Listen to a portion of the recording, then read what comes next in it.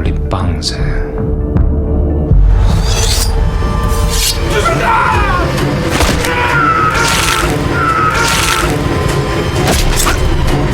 South Korea's latest crime action blockbuster Don't Touch the Dirty Money has landed and it's making serious waves. Since hitting theaters, the film has been flooded with rave reviews, even crowned the darkest gem of the year in Korean cinema, with a storyline that pulls no punches and a crime factor cranked all the way up. This film is pure adrenaline from the first frame. The story kicks off with a mystery: a body found in a narrow alleyway, seemingly the result of a suicide jump. But here's the twist: no one in the area has any idea who the guy is. Enter our protagonist, Detective Myung-duk. He shows up at the scene with his partner, Don Hyuk. Ready to dig in, Don Hyuk checks in with Sung-chan, the local beat cop. Sung-chan says a man in his 50s jumped from the 5th floor instant death. Myung-duk heads straight to the corpse and quickly notices signs of torture. His instincts kick in. This wasn't just a suicide, it's either a murder or a forced death. He heads to the victim's room for answers. Then, something shady unfolds on the sidelines. Sung-chan pulls Don Hyuk aside.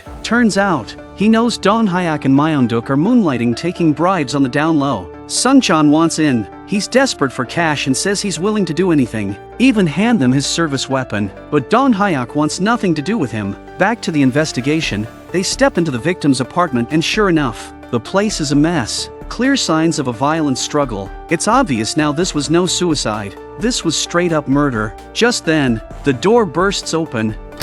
야, 니들 뭐야? 관할 써. 나가. 나가랬는데? 관할 써 다 나가라고! A man storms in, aggressive. Don Hyuk challenges him. Who the hell are you to tell us to leave? The man says he's from the Major Crimes Unit. Cases there's now. Don Hyuk doesn't like the guy's tone and swings first. A full-on brawl breaks out until Myung-duk jumps in and shoves Don Hyuk out to defuse the scene. Moments later, Myung-duk is back by the body, digging deeper. He's thinking, if the killer ransacked the place but didn't find what they were after, maybe the evidence is still on the body. He searches carefully and bingo! Something's off with the guy's sock. Tucked inside, under a bandage, is a micro SD card. Myung-duk discreetly hands it off to Don Hyuk. Clearly, he wants to screw over the Major Crimes Unit and keep the glory and the secrets for themselves. There's bad blood here, no doubt. As they wrap up, Don Hyuk shoots Sung-chan a warning: keep your mouth shut. After leaving the scene, the two detectives head to a local karaoke bar. They walk through a dim hallway and straight into a private room. Inside, a heavy-set man greets them with a casual wave. He knows exactly why they're here. Myung-duk and Don Hyuk toss him a bag stuffed with valuables. This is their side hustle. They loot the dead, and Fatty, the guy in front of them, fences the goods. In return, he pays them a regular cut. But today, Fatty tries to bargain, says he wants a discount. Without a word, Myung-duk stands up and smashes the table phone to pieces. Then he leans in, calm but menacing, and says, "We can talk." Fatty freaks out and scrambles for his cash box. He swears times are tough. His boss has been funneling all the money overseas to Dragon Country. We're talking billions each time. So Fatty's left with scraps. That number, billions, stuns Myung-duk. Seeing their stunned reactions, Fatty let a bit more slip. The boss is running loan sharking, drug deals, and prostitution all across country, raking in piles of cash like it's nothing. Then he gathers all that dirty money and moves it in one big sweep straight to Dragon Country. Myung-duk leans in, clearly intrigued, but just as he's about to dig deeper, Fatty shuts down. He realizes he's said too much. In this game, leaking secrets gets you killed. The detectives take their cash and leave. Outside, Don Hyuk offers his share to Myung-duk. He knows Myung-duk's daughter is seriously ill and needs expensive treatment. That's the real reason Myung-duk's even in this dirty business. But Myung-duk refuses. He knows Don Hyuk's a gambling addict and wants him to pay off his debts and clean up his act. Later, Myung-duk stops by the hospital to pay his daughter's bill, but the money they just made isn't enough. He even empties his wallet. Still comes up short. It's clear he's financially drowning. That night, back home, he finally relaxes seeing his daughter safe and sound. The next day, he heads to the headquarters of the crew behind Fatty, the real power players. Clearly, there's history here. First thing he does, orders a bowl of noodles. As he sits down, he gets to the point: the man who died yesterday, that happened on Ji Ryong's turf. The guy sitting right in front of him. Ji Ryong brushes it off, claiming it was just a suicide. But Myung-duk plays it cool, dropping a quiet bomb: Major Crimes has picked up the case. Just thought you'd want to know. If you ever need help, you know where to find me. Ji Ryong doesn't flinch, so Myung-duk ups the ante. He hints that he's heard whispers about Ji Ryong's recent shipments at sea, carefully avoiding specifics, but just enough to rattle him. Ji Ryong lets out a nervous chuckle, telling him not to believe street gossip, but the laugh is forced. Myung-duk doesn't press it. He stood up and walked out, knowing full well they'd come knocking soon enough. And when he comes calling, that's when the real bargaining begins. The next day, at the precinct, Don Hyuk ran into the same guy who had claimed to be from Major Crimes the night of the incident. The man casually mentioned that the dead guy was one of their informants, and now that he's gone, so is the intel they were counting on. He said it in passing, but Don Hyuk caught it loud and clear: that memory card. He rushed to find Myung-duk, and the two ducked into an internet cafe to check it out. What they found blew their minds. The card contained detailed records of Ji Ryong's cash transfers, locations, dates, and amounts. Each run moved a staggering 500 million won. Don Hyuk's first reaction?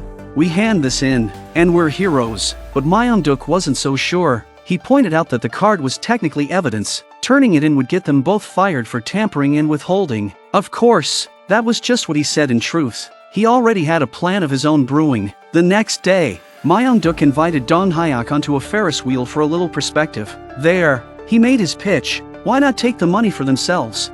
It's all dirty cash. No one would report it missing. No one could trace it. Don Hyuk hesitated. It was a huge risk, but in the end, he gave, and he owed the casino tens of millions. And Myung-duk needed the money to save his daughter. With the deal struck, Don Hyuk's first job was to gather intel. He took his girlfriend to a casino run by Yil-ho, a close connection from his orphanage days and also one of Ji Ryong's underlings. The plan? Myung-duk would use his badge as a shield, posing as their protector during the cash run to trick them into revealing the next drop time. Yul-ho was skeptical but unsuspecting. He never guessed Myung-duk was after the money. He gave Don Hyuk the date and time. With the intel secured, the two began planning the heist. This was going to be an armed robbery. They hoped it wouldn't come to shooting, but nothing was guaranteed. They needed a gun, just not one tied to them. That's when Don Hyuk thought of Sung-chan, the eager cop who had practically begged to join their side hustle. He'd mentioned having access to weapons, so they approached him. Sung-chan was all in, said the precinct had guns and that he had a key to the locker. Anytime they needed it, he'd make it happen. The three of them sat down to hash out the plan and split the cut. Myung-duk made the call. They divided evenly 3 ways. After that, Sung-chan headed back to the precinct to steal a gun. Myung-duk and Don Hyuk? They began collecting all the gear they'd need before the operation kicked off. The day of the job came fast. All three suited up in matching red, chambered every round in their guns, and got ready to raise hell. At the drop site, they watched as crates full of cash were being unloaded one after another. Game time. They pulled on their masks, drew their weapons, and stormed in, cutting the lock on the rolling gate. Inside, the crew was busy counting stacks of cash when they killed the music and flipped on the lights. Myung-duk and his crew were already storming in. They barked orders, forcing everyone to the ground under the table while they started bagging the money. Just as they were about to make their exit, a gun suddenly poked through the side window. A single shot rang out, hitting Sung-chan in the leg. He collapsed, screaming in agony. Myung-duk and Don Hyuk froze. Someone else was here and they were armed. They dove for cover. Meanwhile, the gang members started scrambling too, ducking behind furniture, trying to set up a counterattack. Meanwhile, the gang members scrambled for cover, each one trying to set up a counterattack. Don Hyuk followed up with clean shots, taking out a few more. One gang member nearly pulled off a sneak attack, but Myung-duk shot him down without hesitation. Don Hyuk joined in, gun blazing, taking out several thugs in rapid succession. When there was only one man left, just as Myung-duk was about to pull the trigger, someone hidden in the shadows fired the shot for him. Myung-duk froze, stunned, back on the ground. Sung-chan was groaning, frozen in panic, desperate to survive. He tried to make a run for it, but out in the open, he became an easy target. Sure enough, a single shot hit him square in the chest. Enraged, Myung-duk and Don Hyuk unleashed hell. With shotguns in hand, they lit up the room with a storm of gunfire like a thunderstorm made of lead. Sung-chan was still breathing, barely. They rushed to get him to a hospital, but blood poured from his mouth as they drove. He died in Don Hyuk's arms before they even made it halfway. The moment was crushing, but they had no time to mourn. They drove the car, Sung-chan's body still inside. to a riverside. Without a word, they pushed it into the water car and corpsed together, erased. Afterward, they quickly wiped off the blood and headed to an abandoned warehouse deep in the countryside, dragging their haul behind them. There, Myung-duk began counting the money. It was way more than the 500 million won they'd expected, so much more that Don Hyuk started to freak out. But Myung-duk calmed him down. "Don't lose your head. Not now." Myung-duk suggested they hold off on touching the money for now. Spending it would be way too dangerous. Just as the two were talking, their phones rang simultaneously. It was their boss, Captain Kwok. 예, 반장님. 너 지금 어디냐? 저 지금 집에 있습니다. 난리 났다.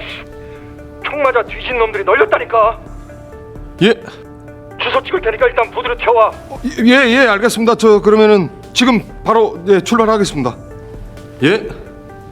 Clearly, things weren't going the way they'd expected. The gang left the crime scene completely untouched, but Myung-duk stayed calm and told Don Hyuk not to panic. After all, they were the investigating officers. If they played this right, they could cover everything up, and once the dust settled, that cash would truly be theirs. Don Hyuk followed his lead. They hid the money first, then headed back to the original crime scene. By the time they arrived, reporters had already swarmed the place. Myung-duk strolled in like he had nothing to hide, playing the cool-headed cop. He was hoping that all victims were Dragon Country gangsters. Angle would downplay the situation, but Captain Kwok had bad news. The real issue wasn't the gang bodies, it was the death of a cop. The same cop who had tried to block their investigation earlier. That changed everything. Now, a top dog was coming in from Seoul. Chief Kim, head of major crimes, personally taking over the case. Soon, a meeting was called. As the team reviewed the case, Don Hyuk got a call. It was Yul Ho. The call came from the same guy who'd leaked the intel earlier.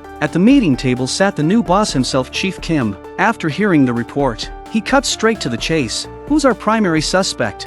As Captain Kwok laid out the details, it became clear the main suspect was Ji Ryeong. And right then, Ji Ryeong's own boss flew in from Dragon Country. Not happy, slapped Ji Ryeong across the face for screwing up and swore he'd personally find out who took the money. After the meeting, Don Hyuk got another call from Yul Ho. He was frantic and demanded to meet right away. When they met, Yul Ho was visibly panicked, practically breathing fire as he demanded, "Why did you ask about the delivery date?"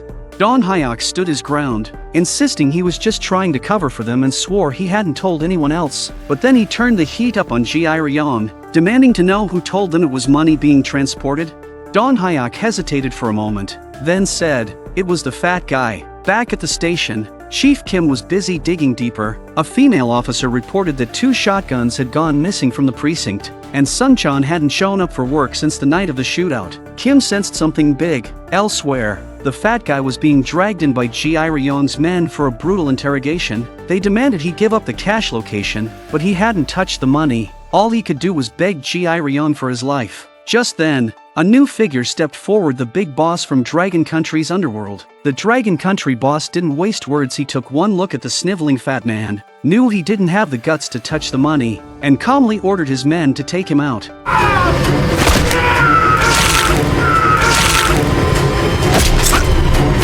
Afterward, in the car, Ji Ryeong heard from his driver that one of Yul Ho's men had mentioned Don Hyuk spending a long time talking with Yul Ho before the shipment. Ji Ryeong's eyes narrowed. He was starting to connect the dots. Meanwhile, Chief Kim ramped up his investigation. Strangely, he separated Don Hyuk from Myung-duk, insisting Don Hyuk come with him alone to assist in the investigation. Without Myung-duk's knowledge, Kim took Don Hyuk to the hospital where Myung-duk's daughter was staying. There, he asked the girl a simple question.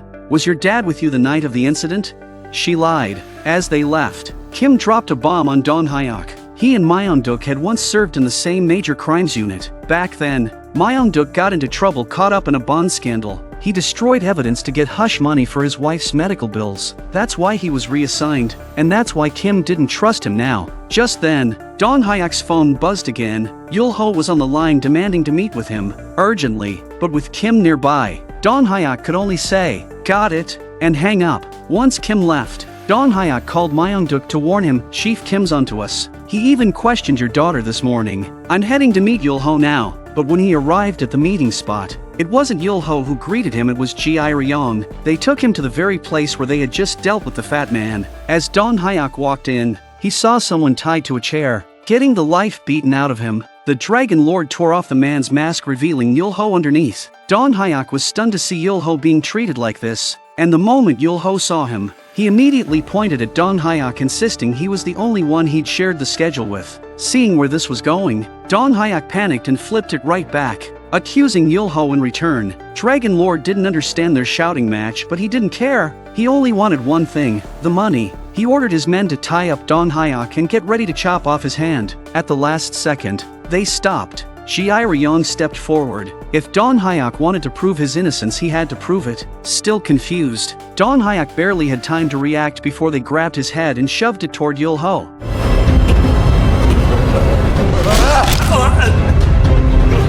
Afterward, Don Hyuk was ordered to stay behind and help clean up the mess. He was clearly shaken to the core. Back home, he rushed into Hai-Ji's arms, overwhelmed, and spilled everything: the heist, the shootout, the danger. Then he told her his plan. They needed to run to the Philippines now, but Hai-Ji said she needed to talk to her family first. That threw Don Hyuk. He was stunned. Her parents had never cared about her. The only one who had ever truly looked out for her was him. Later, he went to the stash spot, ready to grab his cut and disappear, but to his surprise, Myeong-duk had already gotten there ahead of him. Don Hyuk was furious. Myeong-duk had made it clear before this money was off limits for now. They ended up throwing punches, releasing all the pent-up tension and fear they'd been carrying for days. Once they cooled down, Myeong-duk finally told him the truth: his daughter had collapsed that day. She needed emergency surgery. If not operated on immediately, she might not survive. Don Hyuk didn't argue. He simply said, "I'm getting out of here."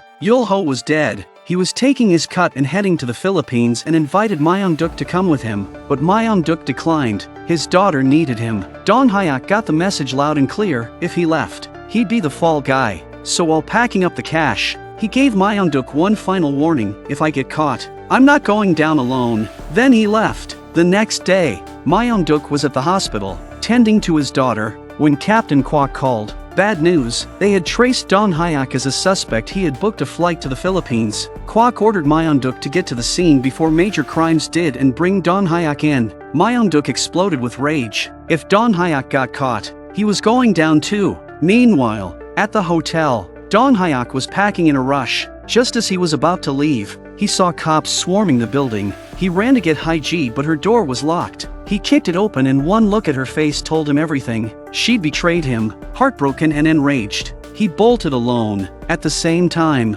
Myeong-duk arrived at the hotel. He slipped in, avoiding his fellow officers. While they searched the building, he made his way upstairs. As he passed a fire hose cabinet, he slammed the emergency button, setting off the alarm, and then bashed his own head against the box. So when Captain Kwok found him moments later, Myeong-duk was bloody and dazed. He claimed Don Hyuk had attacked him and fled, so he diverted Captain Kwok and the others' attention. Once alone, Myeong-duk quietly searched each floor and eventually found Don Hyuk. Don Hyuk was panicked. Without hesitation, Myeong-duk handed him his car keys. "Take my car, back lot. Go now." Don Hyuk followed Myeong-duk's instructions, found the car parked in the back lot, and sped off without looking back. The cops realized they'd lost their target, so they headed back to the station to figure out how to catch Don Hyuk. Just then, Myeong-duk's phone rang. It was Ji-Ryong calling. Ji-Ryong finally realized that Don Hyuk was the one who stole the cash, and it was obvious someone inside the police station had been paid off. Ji-Ryong went on, saying there was no way Don Hyuk pulled this off alone. He told Myeong-duk to bring the money and his crew before nightfall or he'd be a dead man. While they were on the call,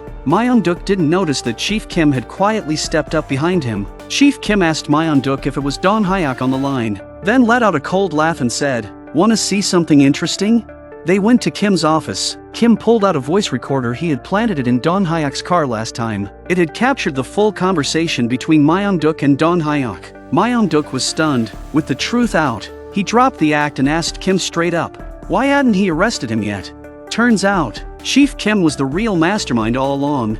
That night, Chief Kim watched with his own eyes as Myeong-duk's crew stormed into the robbery scene. The cop who got killed, he was one of Chief Kim's men too. Kim's men had staked out the location in advance. They planned to make the grab, but Myeong-duk's team beat them to the punch. Even the informant they sent to track Ji-Ryong's cash route got killed before getting any intel. Now Kim grilled Myeong-duk. "Where's the money?" He said they were making a deal that cash belonged to him. He'd give Myeong-duk a cut, but someone needed to take the fall. That man was Don Hyuk. We're major crimes, Kim said. We report the truth. So, when Don Hyuk called, Myung-duk told him to meet at the stash spot, promising to help him escape. Don Hyuk chose to believe him. While at the hospital for his daughter's surgery, Myung-duk was ambushed in the restroom by Ji Ryong's thugs, but they clearly underestimated what a pissed-off cop could do. Myung-duk dropped them one by one. Then Ji Ryong stepped in, laughing as he backed away until a man jumped out and locked Myung-duk in a rear chokehold. He couldn't hold out for long. Ji Ryong stabbed him several times. Myung-duk blacked out.